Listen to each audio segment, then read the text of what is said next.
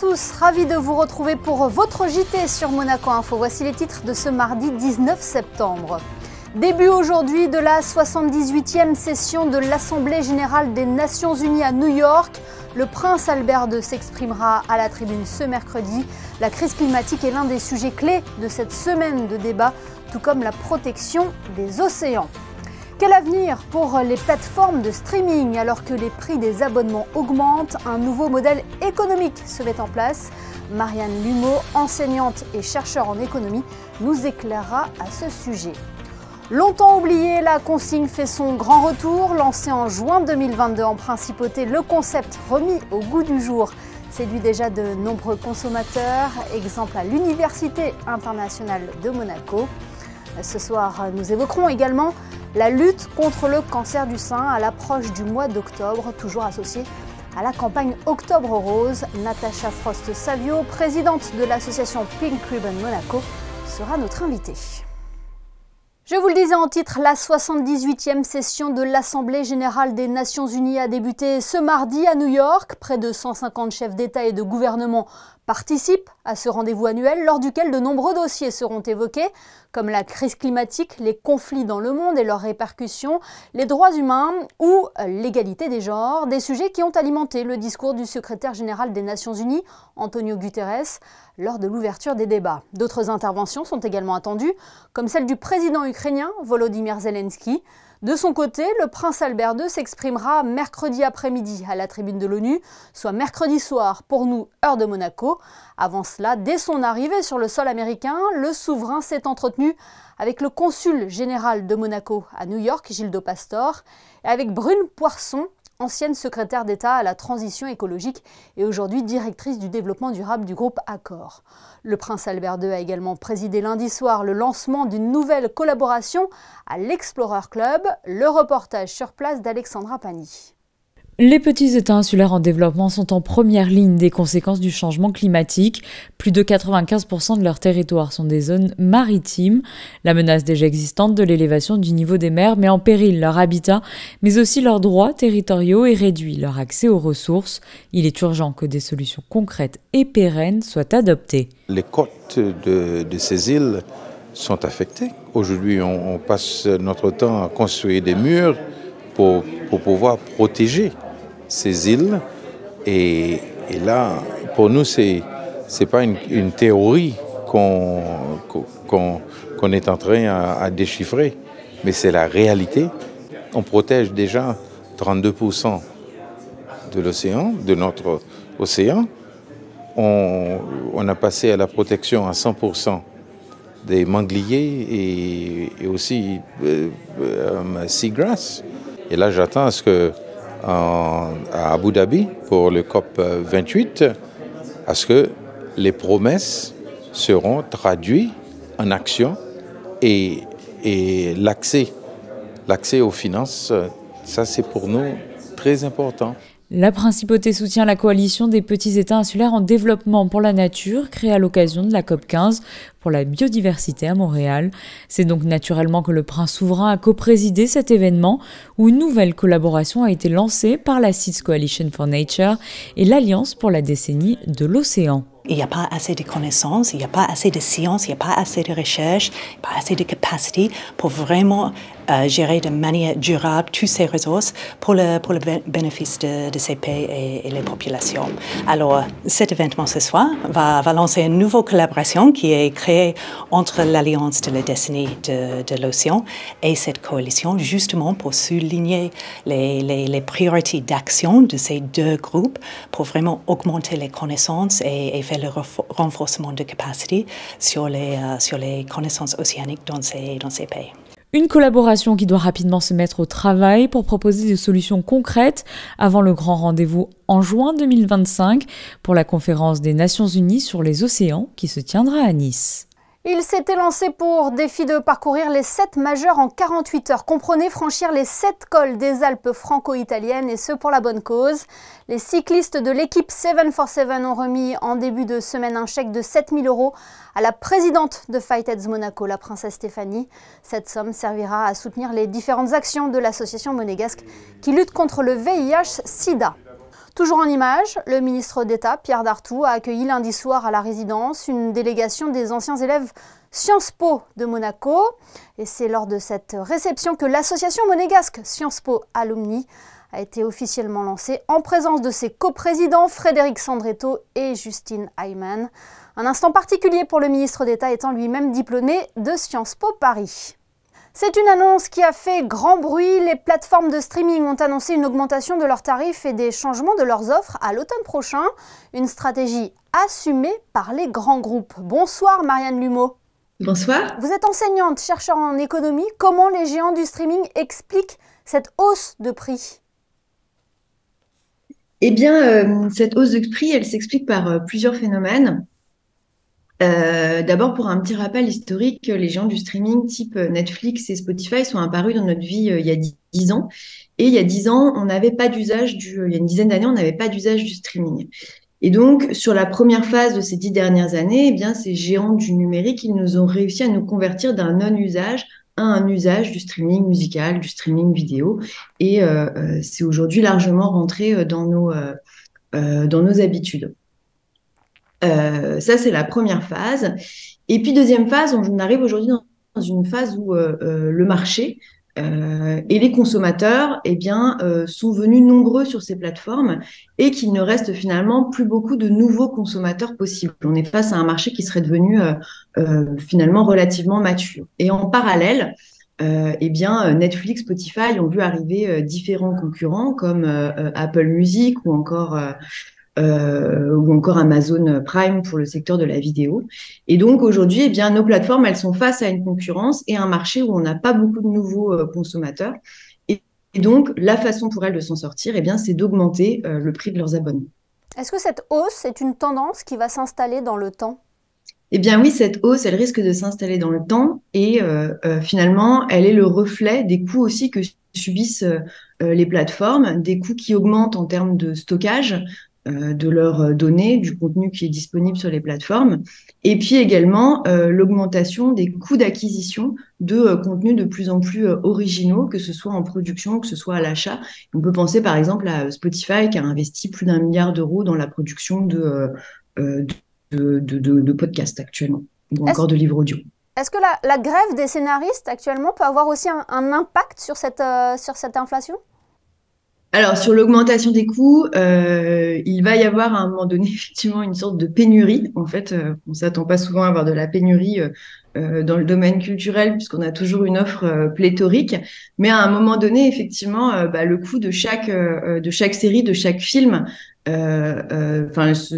films et les séries vont devenir plus rares. Et donc, on le sait en économie, à partir du moment où un bien est rare, son prix va augmenter. Il y a une nouvelle stratégie aussi pour les géants du streaming vidéo, avec des offres avec ou sans pub. Là aussi, c'est pour quand même essayer de conserver les consommateurs, les clients qui sont déjà acquis. Exactement. Cette stratégie, alors c'est une double stratégie. C'est à la fois essayer de limiter le partage de comptes, qui était jusque-là largement répandu, et donc en offrant aux consommateurs un abonnement à un prix inférieur mais de moindre qualité, et puis toujours finalement dans cette logique d'essayer de capter le maximum de consommateurs payants. Est-ce qu'à terme, ces plateformes de streaming peut être un modèle menacé ? Pour le moment, c'est pas du tout la tendance qui se dessine. Voilà, j'aime bien toujours rappeler qu'il y a quelques années, enfin il y a encore 20 ans, alors pour les plus jeunes, ça vous dira pas grand-chose, mais quand on achetait un CD ou un DVD, eh bien ça nous coûtait quasiment le prix d'un abonnement mensuel qu'on paye tous les mois pour avoir accès à des millions de titres de musique ou encore des milliers de séries ou de documentaires ou de films. Eh bien, merci beaucoup Marianne Lumeau de nous avoir éclairé à ce sujet sur Monaco Info. Merci infiniment. Merci, bonne soirée. Longtemps oublié, la consigne fait son grand retour. Lancé en juin 2022 en principauté, le concept remis au goût du jour séduit déjà de nombreux consommateurs. Exemple à l'Université internationale de Monaco, où Ma Consigne est la nouveauté de la rentrée à la cafétéria. Le reportage d'Émilie Flamand et Olivier Bonello. Le plastique à la cafétéria de l'Université de Monaco, c'est fini. Depuis la rentrée, c'est dans des bocaux en verre que mangent les étudiants. Il faut juste avoir une application mobile, il faut scanner un QR code sur l'application de chaque élève appuyé sur le contenant pour avoir une connexion. Et à la fin de notre repas, nous allons déposer le contenant dans une borne qui est juste à côté de l'université, à l'entrée de la gare de Monaco. Un partenariat mis en place avec le service Ma Consigne qui permet de réduire de 50% les déchets de la cafétéria, mais aussi de sensibiliser les jeunes. L'université a pour ambition de former les futurs leaders de demain. Pour nous, il est évident qu'il faut inclure tous ces concepts qui sont évidemment chers à la principauté, mais qui pour nous semblent évidents pour leur développement futur et pour les sociétés dans lesquelles ils vont travailler plus tard. Donc de façon transversale dans le curriculum, tous ces concepts RSE sont inclus. Et l'idée, c'était un petit peu, là, depuis maintenant 2 ans, de les mettre un peu en marche et essayer de les faire acteurs de cette évolution. Dans la continuité de la sensibilisation des étudiants à la transition écologique, un service de volontariat est en train de se créer à l'intérieur de l'université pour récupérer les consignes en verre et les amener dans les collecteurs. Une rencontre, un voyage ou une envie de renouveau peut parfois vous amener à réfléchir sur votre avenir professionnel. C'est le cas d'Adrien Guadzon. Il vient de faire sa première rentrée au Collège Charles III. Il y enseigne l'espagnol, une langue qui le fascine et qui l'affectionne particulièrement puisqu'elle a changé sa destinée. Son portrait est signé Cristina Tomel. Bien, hoy vamos a estudiar una secuencia sobre la vuelta al cole. C'est une vocation qui m'est venue sur le tard. À la base, j'avais fait une formation de juriste. Puis finalement, suite à mon premier contrat sur Paris, j'ai eu envie de partir en année sabbatique en Amérique latine. L'Argentine est un pays qui m'a toujours attiré, je ne pourrais pas vraiment vous expliquer pourquoi. Donc je suis parti sans maîtriser l'espagnol. J'ai appris là-bas au fur et à mesure. Et j'ai donné quelques cours de français pour faire dessous, pour aider à financer le voyage. Et c'est là que j'ai découvert que l'enseignement me plaisait, même si c'était de manière très informelle. Et en découvrant la culture argentine et en voyageant un peu en Amérique du Sud, Amérique latine, même avec le Mexique, je me suis plu à apprendre cette langue, à découvrir cette culture. ¿Qué podéis decir sobre este documento? C'est une langue très vivante, très chantante. C'était assez intéressant quand on est apprenti de voir les natifs quasiment jouer un rôle, on a l'impression, quand ils s'expriment. Et ces intonations, ces expressions, je ne pourrais pas vraiment expliquer pourquoi, mais c'est une langue qui m'a tout de suite parlé, entre guillemets. Il est temps à présent de recevoir notre seconde invitée. Natacha Frost-Savio est présidente de Pink Ribbon Monaco. Elle a fondé cette association en 2011 et s'engage depuis cette date dans la sensibilisation et la lutte contre le cancer du sein. Bonsoir Natacha Frost-Savio. Bonsoir. Tous les ans, on le rappelle à cette période de l'année, Octobre Rose est un mois important pour rappeler l'importance du dépistage contre le cancer du sein. Oui, effectivement. Alors c'est un mois calendrier à la principauté maintenant. C'est vrai que tout le monde, de plus en plus d'associations participent et on est très content de travailler avec tous. Est-ce qu'au gré de vos rencontres et de vos actions, vous avez l'impression que le message est acquis, que cela n'est désormais plus tabou ? Oui, absolument. Je pense que les gens sont plus à l'aise pour en parler. Beaucoup d'associations, comme j'ai indiqué, commencent à apporter le message aussi, ce qui fait beaucoup de travail agréable à faire avec d'autres personnes qui ont peut-être d'autres perspectives. Par exemple, nous, on s'occupe énormément du dépistage et de la sensibilisation au dépistage précoce. Et vous avez d'autres associations qui s'occupent du cancer du sein en lui-même. Et ça fait un message très complet et on est très reconnaissant de ces personnes qui se sont associées. Quelles sont vos actions, vous, de votre côté, avec Pink Ribbon Monaco ? Alors pour le mois d'octobre, on a bien sûr un mois très chargé. Ça va démarrer le 6 octobre avec nos illuminations annuelles qu'on fait depuis 13 ans maintenant. Bien sûr le Palais, le Conseil national, le musée océanographique, SBM Offshore, l'hôtel Fairmont, le Columbus, le casino, place du casino, Monte Carlo One et j'en passe. Il y en a tellement et je les remercie tous de leur engagement. Donc ça sera notre première action. Et puis d'autres suivront dans le mois. Vous avez également lancé une brochure complète sur l'auto-examen. Qu'est-ce que l'on retrouve dedans ? Alors c'est une brochure sur l'auto-examen, oui. C'est un acte de vigilance impératif pour les femmes pour aider à détecter toute anomalie suspecte, et puis de suite aller voir un praticien de la santé, un médecin professionnel pour visiter. Oui, parce qu'on le rappelle, les chances de guérison sont plus grandes si on découvre plus tôt le cancer du sein. Oui, alors justement, le plus tôt qu'on découvre un cancer du sein, de plus petit, le plus facile il est à guérir. On est à 90% de chances de guérison. Vous avez à votre disposition le Breast Day au Centre hospitalier Princesse Grace, qui offre un parcours de diagnostic simplifié. Et dans une seule journée, s'il trouve une anomalie, tout de suite, vous allez avoir les examens le même jour dans le même lieu. Donc, encore une fois, le CHPG Breast Day à consulter. Natacha Frost-Savio, cette année marque le 13e anniversaire de Pink Ribbon Monaco. Oui.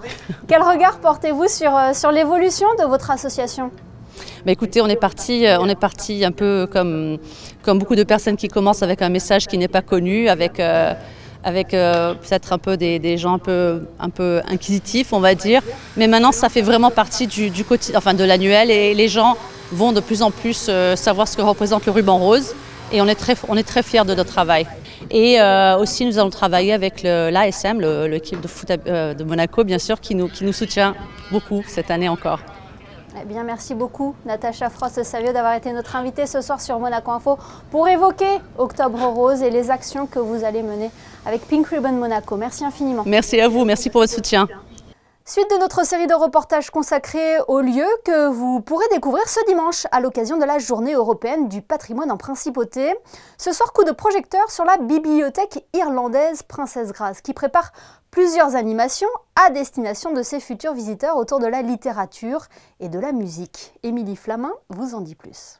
Et si vous entriez dans l'histoire de la Princesse Grace, c'est ce que propose la bibliothèque irlandaise pour la Journée du patrimoine. Nous avons l'opportunité de faire visiter les gens, les objets, les trésors de la bibliothèque. Nous avons la collection personnelle de la Princesse Grace, c'est ici derrière moi, les deux bibliothèques, avec une collection rare des livres irlandais. Nous avons aussi des objets d'art et nous avons 1000 partitions de musique qui trace l'historique d'Irlande. Et la musique sera également présente. Pour l'occasion, les jeunes du conservatoire de l'Académie Régnier III proposeront des concerts directement au cœur de la bibliothèque. La musique sera la musique traditionnelle irlandaise et la musique avec la harpe, bien sûr, c'est le cymbale de l'Irlande. Et aussi, il y aura les musiciens sur les clavecins et les flûtes. L'année dernière, plus de 200 personnes sont venues ici pour la Journée du patrimoine. La réservation est obligatoire et se fait directement sur le site de la librairie. Et retrouvez l'intégralité du programme de la Journée européenne du patrimoine à Monaco sur ce site, le www.journeepatrimoinemonaco.com. Nous avons pour habitude de relayer tous les résultats de l'AS Monaco ou de la Roca Team sur notre antenne, mais il n'y a pas que le sport professionnel en principauté. Les différentes sections sportives de l'AS Monaco ont elles aussi retrouvé le chemin des terrains. Frédéric Elion et Lionel Bernardi sont allés au gymnase des Moneghetti pour la reprise de l'AS Monaco Volleyball. Voyez leur reportage. Le gymnase des Moneghetti fait de nouveau le plein. L'antre historique de l'AS Monaco Volleyball a vu le retour de ses licenciés. Les équipes premières féminines et masculines qui évoluent en N2 ont repris mi-août. Certaines équipes jeunes sont parties en stage en Slovénie ou à Oron pour préparer la saison. Les plus petits comme l'école de volley, les 7-9 ans, les M11 et les M13 ont retrouvé les terrains plus récemment. On est très content d'accueillir et de revoir enfin tous nos jeunes, et nos moins jeunes aussi évidemment. On a repris en effet il y a une semaine. On est déjà content de retrouver bien tous les anciens et beaucoup de nouveaux. En une semaine, on a déjà 370 membres qui se sont réengagés, donc on est content de ce succès. Nous, on met l'accent, oui, actuellement sur les jeunes, comme vous pouvez le voir. On a énormément de jeunes et c'est la priorité pour nous. 13 entraîneurs pour les encadrer. On utilise toutes les ressources possibles qu'on a pour attirer les meilleurs encadrants, les conserver et avoir le retour des parents sur la qualité et le bonheur que peuvent avoir leurs enfants. C'est la priorité pour nous. Le club est familial et ambitieux. Le credo est simple, de la qualité et une bonne ambiance pour que les enfants prennent du plaisir à se retrouver chaque année. Moi, ça fait 3 ans que j'ai commencé. Et au début, je ne savais pas trop à quoi m'attendre. J'ai commencé, j'ai aimé et après j'ai continué. Je cherchais un sport avec ballon et j'ai trouvé ce sport et j'ai essayé, j'ai direct aimé. Qu'est-ce qui te plaît justement dans ce sport-là? Le rapprochement entre les joueuses et la compétition. La section beach volley a aussi repris. Depuis le mois de juin, 3 nouveaux terrains sont disponibles pour jouer au centre de loisirs Prince Albert II à La Turbie. Pas de cotisation à l'année, mais un système de réservation pour venir pratiquer ou découvrir ce sport. Rejoignons Christinda Thomel pour vos prévisions météo. Bonsoir Christinda, quelle est la tendance pour la journée de demain? Bonsoir Émilie, bonsoir à tous. Mercredi, le temps sera couvert, même si quelques éclaircies subsisteront au cours de la matinée. Avec 60% de probabilité de précipitation, des orages et des averses sont donc possibles. Durant l'après-midi, le thermomètre oscillera entre 20 et 25 degrés. Le soleil se lèvera à 7h13 et se couchera à 19h34. Demain, nous fêterons les dévis. Merci Christinda et merci à vous de nous être fidèles chaque soir sur Monaco Info. On referme ce journal avec les photos de Stéphane Dana et les préparatifs du Monaco Yacht Show qui débute officiellement le 27 septembre prochain. Nous y reviendrons bien évidemment sur notre antenne. Excellente soirée à tous et à demain pour une nouvelle édition sur Monaco Info.